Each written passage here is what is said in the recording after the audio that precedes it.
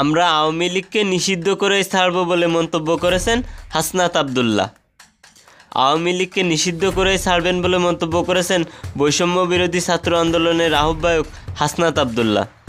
এ সময় তিনি এতদিনেও আইনি প্রক্রিয়ার মাধ্যমে আওয়ামী লীগকে নিষিদ্ধ করতে না পারার জন্য ক্ষোভ প্রকাশ করেন। বুধবার 12 ফেব্রুয়ারি শহীদ মিনারে জানাজাপূর্ণ বক্তব্যে এসব কথা বলেন তিনি। গাজীপুরে মুক্তিযুদ্ধ বিষয়ক সাবেক মন্ত্রী আকম মোজাম্মেল হকের বাড়িতে হামলার ঘটনায় আহত আবুল কাশেম চিকিৎসাধীন অবস্থায় মারা গেছেন। বুধবার বেলা 3টার দিকে ঢাকা মেডিকেল কলেজ হাসপাতালের নিবিড় পরিচর্যা কেন্দ্রে তার মৃত্যু হয়।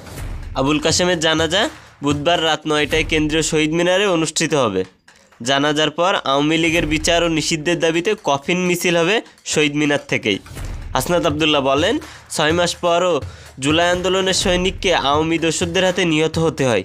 সেটি হচ্ছে আমাদের গণতান্ত্রিকামী ও ফ্যাসিবিরোধী যে রাজনৈতিক দলগুলো আছে, এটা তাদের কালেকটিভ ফেইলার। আমরা এতদিন পর্যন্ত সুবিচার নিশ্চিত করতে পারিনি। আমরা এতদিন পর্যন্ত আইনি প্রক্রিয়ার মাধ্যমে আওয়ামী লীগকে নিষিদ্ধ করতে পারিনি।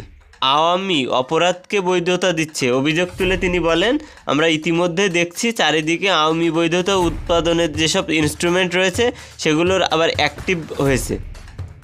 আমরা আরও দেখছি যে কালচারাল অ্যাক্টিভিজম, যে শ্যাডো অ্যাক্টিভিজমের মধ্য দিয়ে আওয়ামী 1.5 দশকে যে অপরাধ করেছে সেই অপরাধকে বৈধতা দিচ্ছে।